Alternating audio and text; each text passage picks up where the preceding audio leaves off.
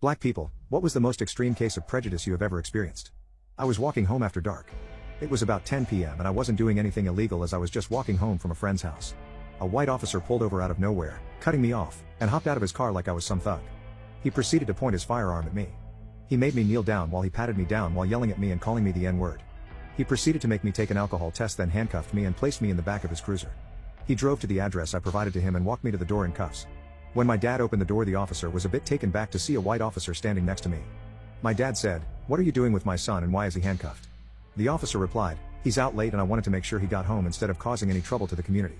My dad asked the officer to quickly walk with him to the end of the street where the local high school's basketball courts were visible. On the basketball courts at that exact moment there were a group of roughly 15 white kids, some playing basketball and others talking in a group. My dad said to the cop, "What about the white kids that climb the school fences and gates and are out playing basketball at 11 p.m.? Why don't you cuff them and take them home?" There was literally the smell of grass coming from the group of white